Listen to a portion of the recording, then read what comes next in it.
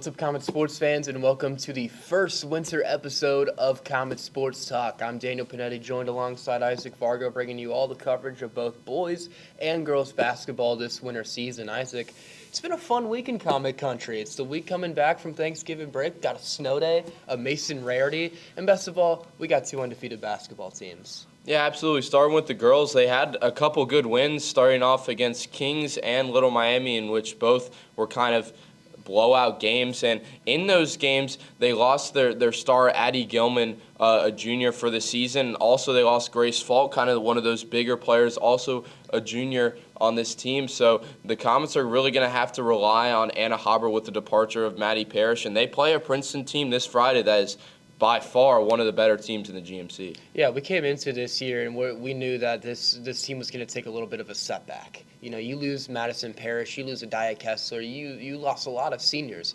going into this season. So we wondered, how is this team with Anna Habra and Taylor Stanfield, and when you had Addie Gilman, that was the kind of that three-headed monster. Now you lose Gilman, so you have a little bit of a setback. But how are these main players going to respond, and how are these newcomers going to respond to that as well? We've already seen senior Addie Bianchini. She's been a nice little addition, was a GMC Athlete of the Year for volleyball, so congrats on that way. But, you know, this Comet team, you're in a year two now of Coach Dudgeon, who sat under Coach Matula for a very long time, and last season made it all the way to the regional finals. So Coach Dudgeon knows what winning basketball looks like, and you have that experience already. You have Anna Haber, who's a four-year starter. Taylor Stanfield, still young. She's a sophomore and has a whole year of varsity underneath her belt. But other than that, it's a lot of newcomers, Isaac, and they have a huge test going into Princeton this Friday. Yeah, and Princeton also has a lot of newcomers. They lost Mari Girton last year, their star point guard, and they led their team to the state championship last year, in which they lost by 3. But they have a lot of seniors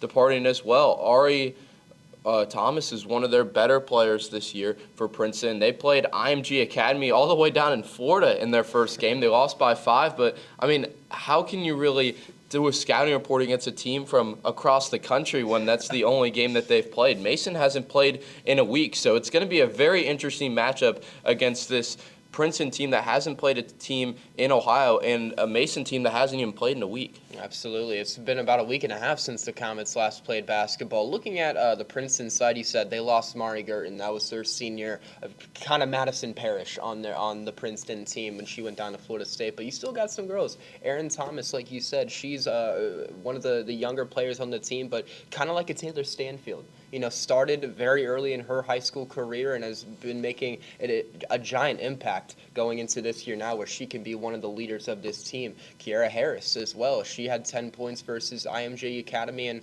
losing just by a couple to IMG Academy, Isaac, not bad. So you have this team. It's a very similar matchup in the year to what it was last season, when it was one of the first games of the year and Mason went into Princeton.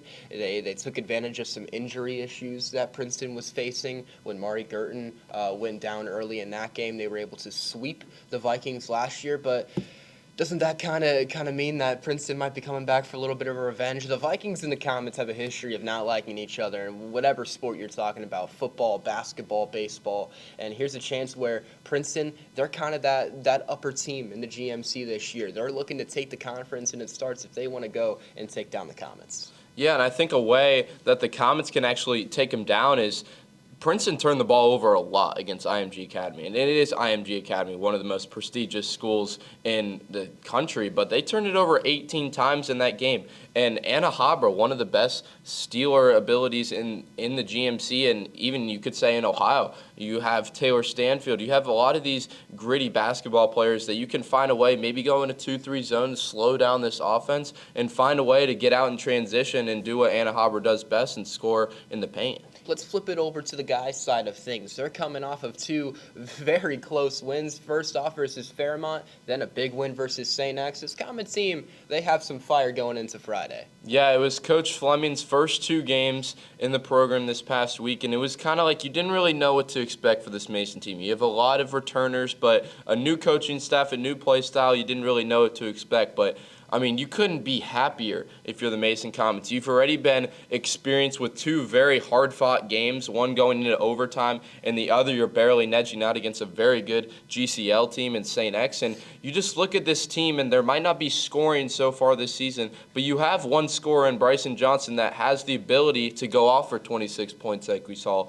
in the first game. But I think the main part of this team that you have to look for is their defense is phenomenal. Their perimeter defense might be the best in the GMC. I haven't seen too many teams. Princeton obviously is going to be pretty good, what we see on Friday. But this team, with how undersized they are and how Jake Lipinski does such a good job at rebounding the ball underneath with not a lot of experience down low, not a lot of edge. So what a great job they've done. Absolutely, and I think you look at basketball, it's a rarity. You put up 34 points and win, but that just speaks to the level of defense that Coach Fleming has this Mason Comet team playing. And let's give a shout out to Toby Oladapo and some of the defense that he's been playing. Him and his brother Tosin Oladapo making their varsity debuts this year, but you've been seeing a lot of newcomers for this Mason team. We got Sidney Wortham as well, who's been into the starting lineup, as well as Tosin Oladapo. We've seen a lot of newcomers coming into this Mason team, and that was something that last year this Comet team only had two seniors. That was Dylan Ringwald and Braylon Payton, and yet we still saw so many new people coming in and playing for this Comet team, and that just is